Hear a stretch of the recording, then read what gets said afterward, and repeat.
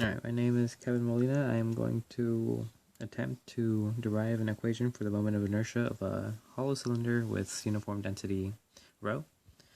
So the hollow cylinder is just as this figure shows. It's a hollow cylinder with an inner radius of r1, an outer radius of r2, a height of h. We know that the volume of such an object would be as shown here, which is the outer radius squared minus the inner radius squared pi h. So the way that we're going to end up tackling this problem is that we have to imagine that the hollow cylinder is made up of an infinite amount of hollow rings, such as this one shown here, with radius r, a thickness of dr, which is an infinitely small thickness, and a height h. And the reason being for this is all these will be summed up by using an integral across r1 to r2 by solving for their moment of inertia. And their moment of inertia is I is equal to m mass times r squared.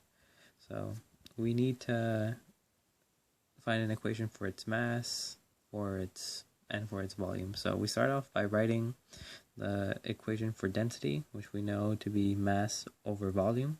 But since we have this, since we're doing this infinitely small ring, our mass is dm, or our density is dm over dv. So rewriting this in terms of, or solving for dm, we have that dm is equal to rho dv, and we're going to call this equation 1 because we're going to substitute in our dv. So dv,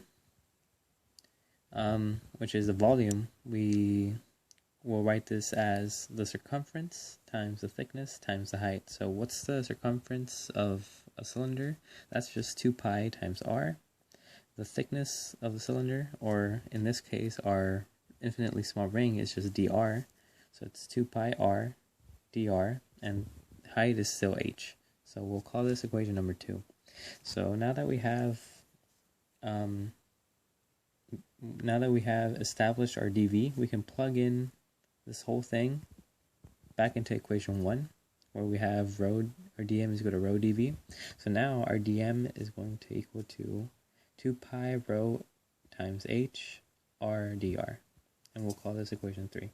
So now that we have this, we can start calculating or coming up with an equation for the moment of inertia.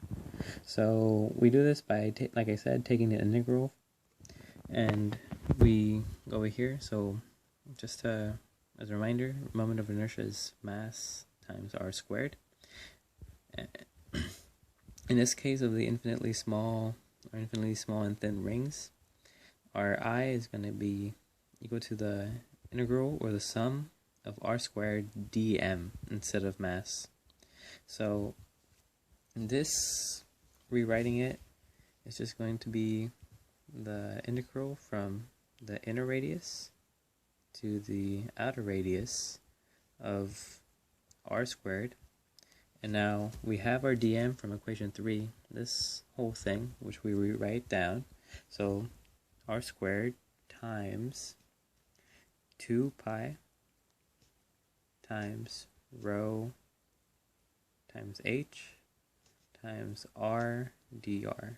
So now instead of dm, we have everything in terms of dr, or with respect to dr. So doing this integral, let's just start off by putting our constants to the front. So our constants here would be 2 pi, rho, and h, and because those never change, so let's rewrite this as 2 pi rho h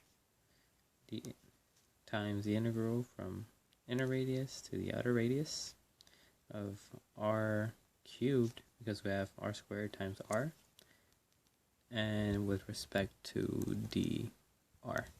So now this is just a very basic integral, so I'll do this real quick. 2 pi rho h the integral of r cubed is r to the 4th power over 4 from our boundaries, which is inner radius to outer radius. So let's simplify this 4, and that 2 will divide to give us pi rho times height over 2 times r2 to the 4th power, r2 to the 4th power minus r1 to the 4th power. So now that we have this equation, it might be best to rewrite this as a difference of squares. So by that I mean just writing it in better terms, because we're going to be using the equation for volume. So that's just going to be pi rho h over 2 times r2 squared minus r1 squared times r2 squared plus r1 squared.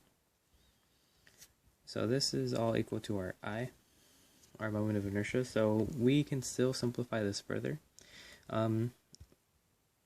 Just to recall from the book, our equation for volume of this shape, the hollow cylinder, is V equal to R squared, or I mean R2 squared minus R1 squared pi H. So we actually have this in our equation for moment of inertia, which is the R squared, R2 squared minus R1 pi H. So pi H and this. So we can just substitute in V for this, and now we know that our moment of inertia is equal to rho over 2. The pi H and this term will just turn into V times our R2 squared plus R1 squared. And that is the actually we're not done yet. We can the PV, or not PV, rho V, that's just mass, because we know that rho is equal to density is equal to mass over volume. So that is just, or rearranging it, mass is equal to rho times volume, which we have here. So our moment of inertia is equal to mass, which is rho V over 2 times R2 squared minus, or plus, sorry, R1 squared. And that is how you derive moment of inertia of a hollow cylinder with uniform density.